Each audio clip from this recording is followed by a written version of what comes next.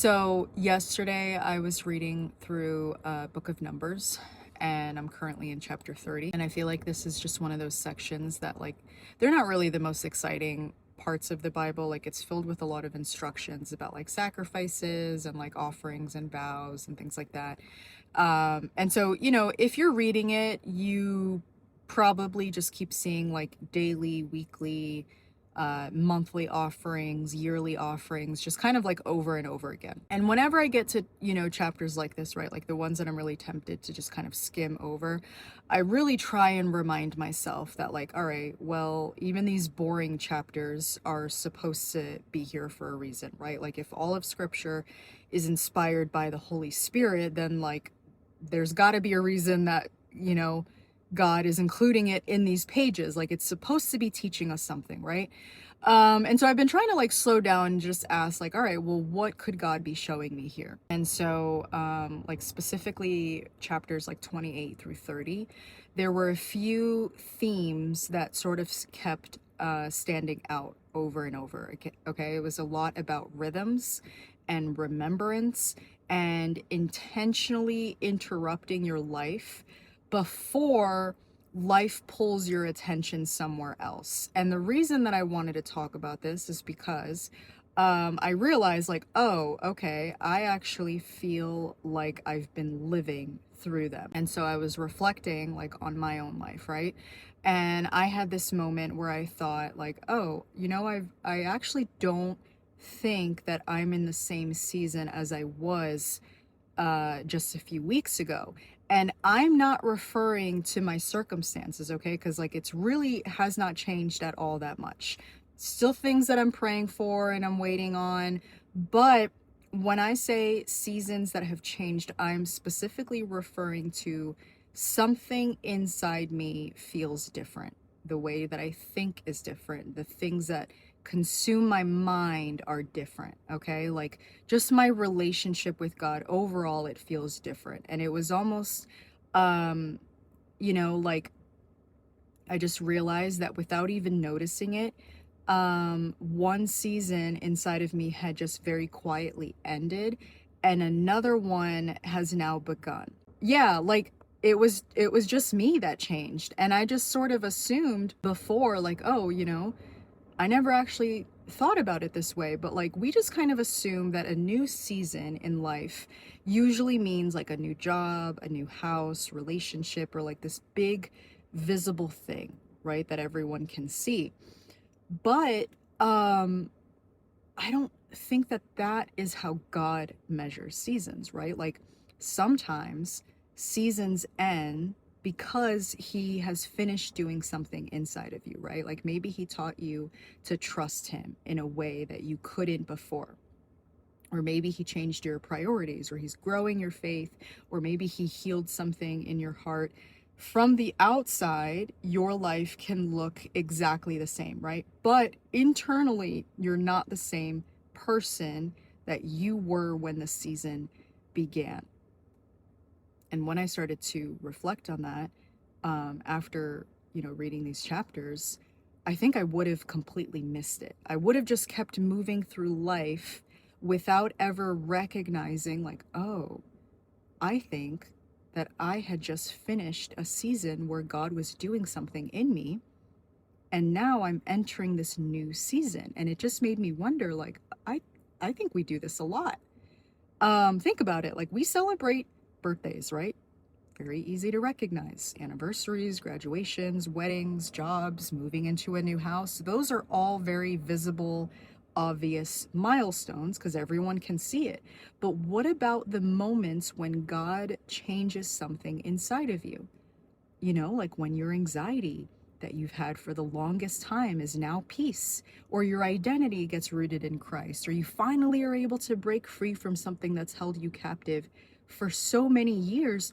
None of those things ever really have a date on a calendar. Like, nobody's gathering around to celebrate it because it usually happens so gradually that unless we are intentionally stopping and looking back, you might not have even realized that, like, it happened.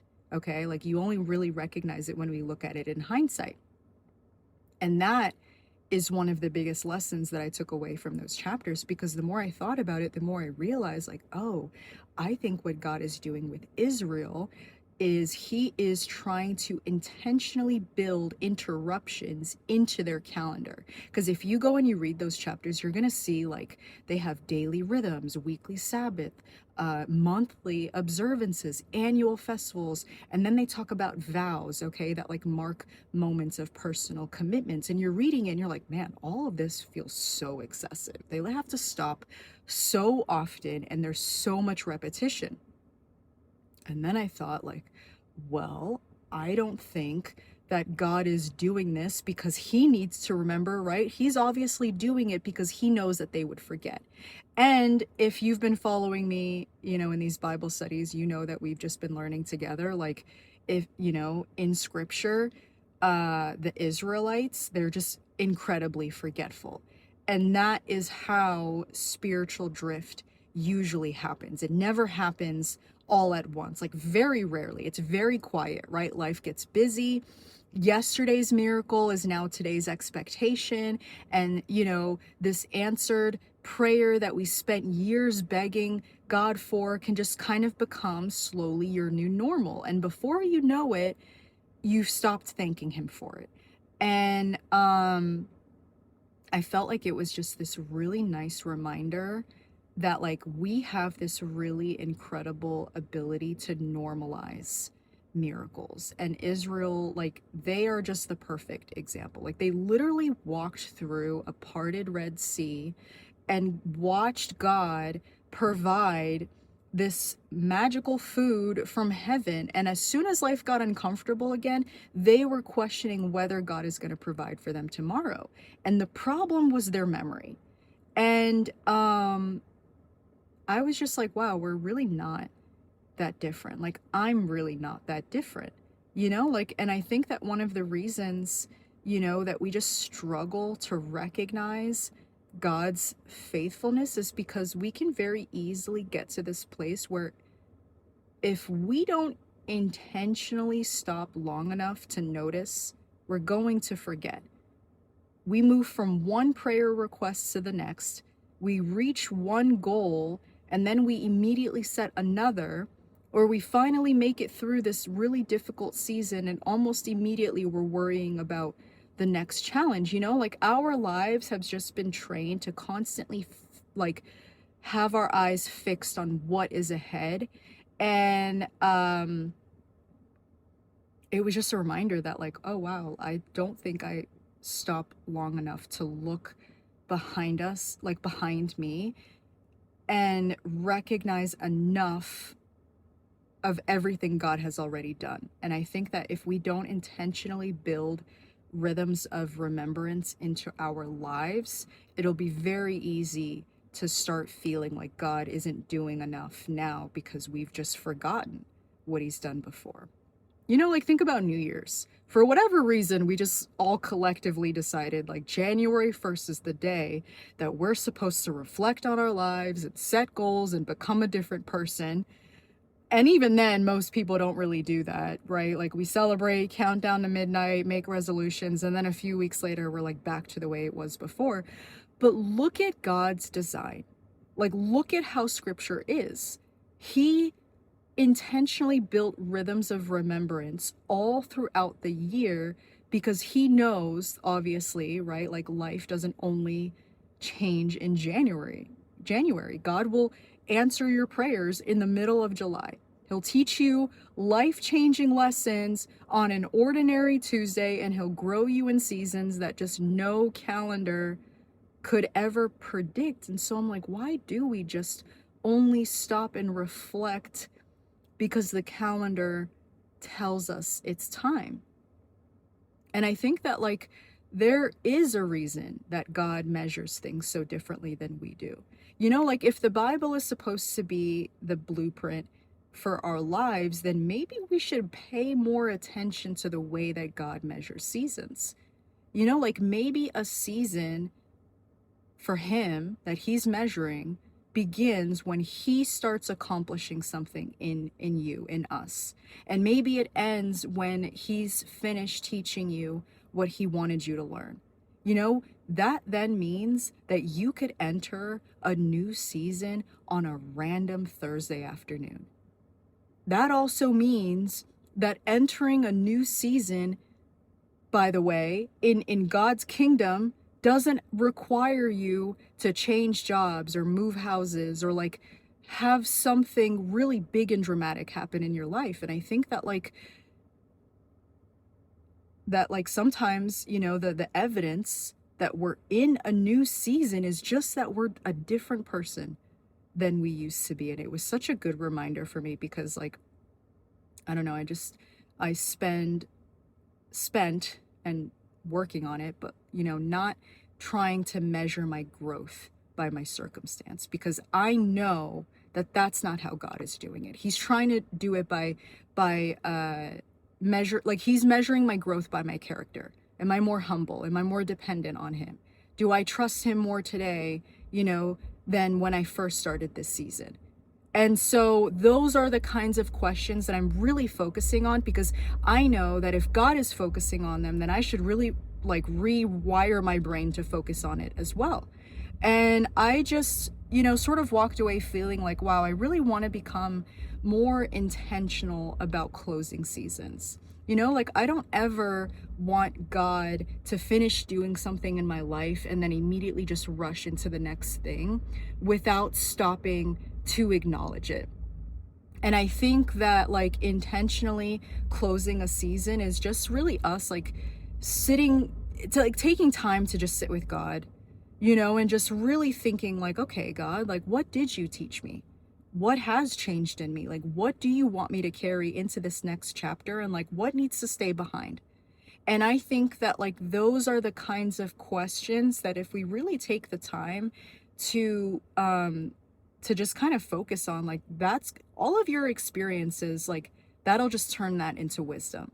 Otherwise, you know, you just collect memories and you don't really allow it to shape you. And yeah, just like when I read those chapters, like it was just another reminder like how much repetition there also is in those chapters, which is very intentional. You know, and like I think it's a reminder, like pay attention to the things that like we repeatedly do, because those are the things that are eventually going to shape us. You know, like if we're repeatedly responding to stress the same way, eventually that response is going to become automatic. You know, if we're uh repeatedly giving our attention to the same things, eventually our hearts are going to begin to follow. And that is true whether those repetitions are healthy or unhealthy. None of us accidentally develop habits. They just become a part of who we are because we've practiced them long enough that they just don't really require that much thought anymore. So, if anything, you know, if you're seeing a lot of repetition in the Bible, I think that it's worth paying attention to. It's worth paying attention to the repetition in your own life, because that is probably the thing that's shaping you the most. And overall, I think that like the biggest thing that I walked away with from these last couple chapters is that like God is trying to protect his people from becoming like people who just drift through life without noticing him. And I think that that is something that I needed to hear. And I think that it's one of the healthiest spiritual habits that we could ever develop, is we intentionally make time to learn and pause whenever God finishes writing a chapter in our lives, to like just stop and don't rush into the next thing, you know, like intentionally remember before we forget, and just recognize that like some of the biggest things that like God will change in our lives, like it's first always going to be us before it's our circumstances. And like that is just one of the reasons why I think we really struggle to see his faithfulness, because like maybe we just haven't learned the rhythm of stopping long enough to notice. And yeah, I wanted to share that lesson with you because I think that it's something that we all need to hear sometimes. So anyways, thanks for watching.